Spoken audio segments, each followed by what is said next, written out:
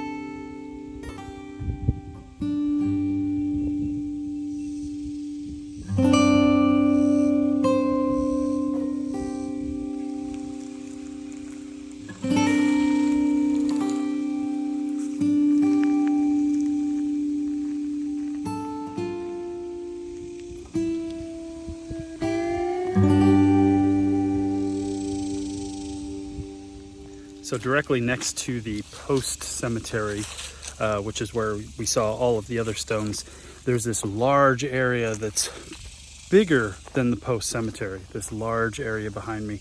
You saw the sign at the front, which is right there, that says this area is dedicated to the Chickasaw Indians. So I'm assuming this is part of their cemetery. The only stone here is of Colonel John Johnston Sr., which is directly right there. It's the only memorial stone in this whole area. All right, well, that's the end of that cemetery. Like I said, it's very small. It's at Fort Washita, which has a museum and the ruins of the old fort over there.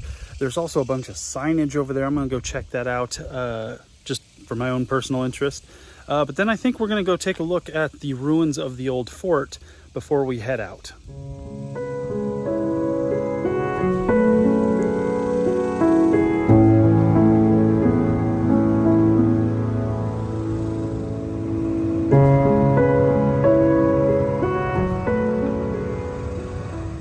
So reading some of the information about this on this map, it's basically a map of when people would travel from one end of the country to the other because of the gold rush. Now, I've been to the area in which the gold rush began, Coloma, California, Sutter's Mill. We have documented some cemeteries at that exact location. So it's interesting to me that maybe there were people that started out, came through Fort Washita, made it all the way to California, and possibly we have already seen their graves in those previous episodes. I think that's very fascinating when we can connect one location, one cemetery basically, to another. I think that's just fascinating, and it's probably the first time that's ever really been pointed out to me in such a visual detail.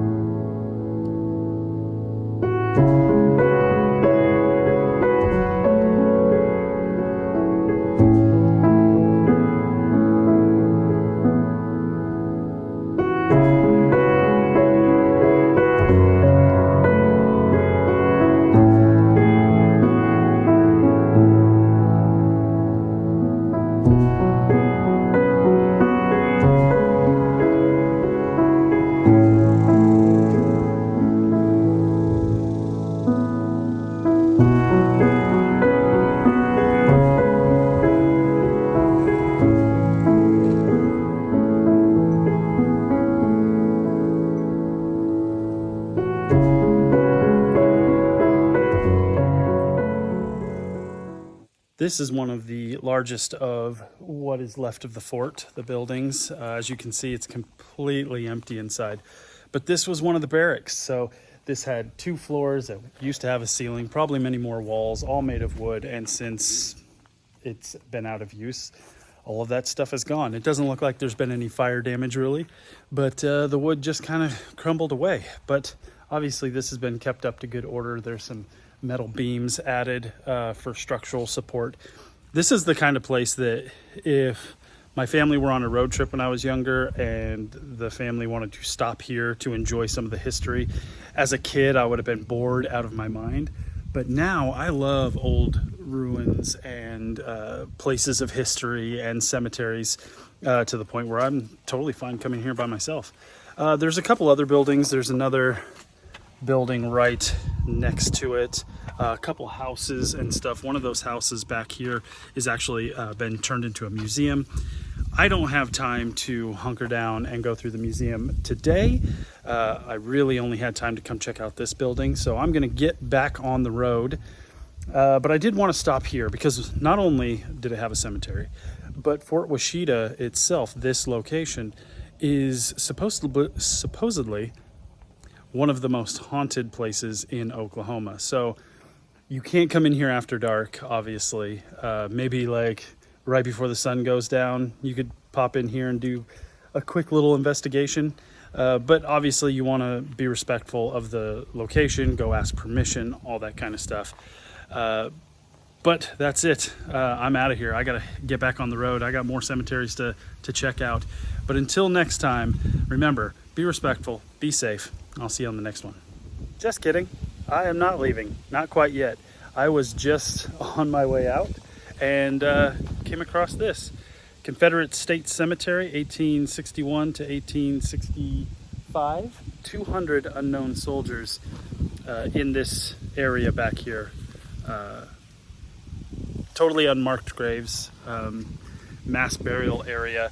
It looks like there's a couple kind of like marker stones, but nothing all that huge. So we'll take a quick peek and then get back on the road.